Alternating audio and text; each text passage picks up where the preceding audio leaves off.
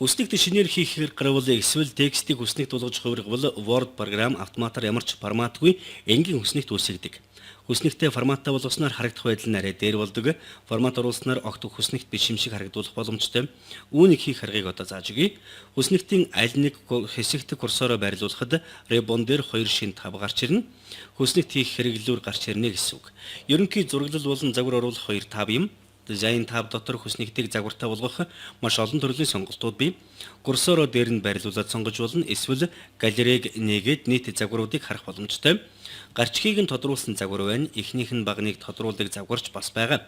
Хамгийн эхний багныг тодруулснаар хүснэгт маань их өнгөлөг харагдаж байна. Тэгээд эдгээр бүх загварууд Table Style Options доторх тохиргооноос хамаардаг.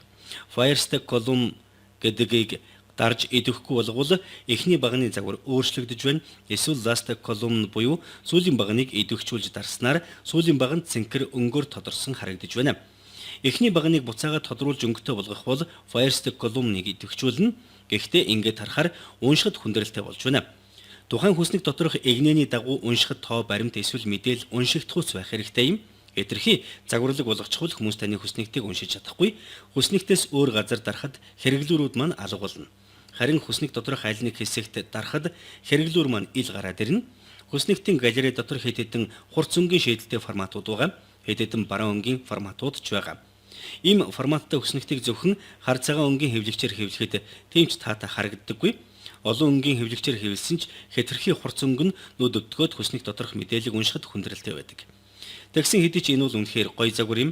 Ялангуяа PowerPoint дээр ашиглаж илтгэл тавихад үнэхээр тохиромжтой загвар.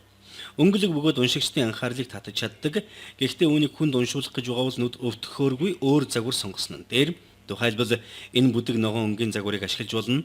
Ногоон өнгөтэй хүснэгт уншихад амар байдаг. Хэрвээ энэ текстүүдийг хүснэгт шиг харагдуулмааргүй байгаа бол яах вэ? Бүтцс нь яг ийм хിവэр мөртлөө уншиж байгаа хүнд хүснэгт уншиж байгаа сэтгэгдэл төрүүлмээргүй бол яах вэ? Ингийн тулд форматыг нь өөрчлөх хэрэгтэй. Хүснэгтийг сонгож идэвхжүүлээд shading руу ороод бүх сүүдрийг устгах болно. Тэгээд borders руу ороод хүснэгтийнхээ бүх өнцөг болон устгах болно. Одоо хүснэгт маань энгийн текст шиг харагдаж байна. Одоо координатын солилцолын торын шугамуудыг идэвхжүүлэх болно. Энэ командыг өгөхийн тулд layout товч дээр дарна. Дараа нь view grid lines дээр дарна. Одоо хүснэгт маань хүснэгт шиг харагдахгүй байна. Өөрчлөлт хийж багнаа сонгож идэвхжүүлээд доторх текстийг нь голлуулж болно. Бас багны байршлыг ч өөрчилж болно. Хүссэн байрлал руугаа чирж зөөж болно. Тэгээд хүснэгтээ ямар ч форматгүй болгож болно. Өнгөгүй бас ямар ч өнцөг болонгүй.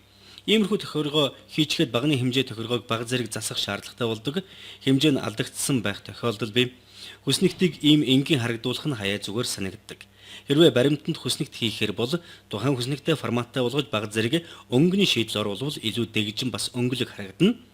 Бас таны баримтын бүтцийг ч загварлаг харагдуулдаг.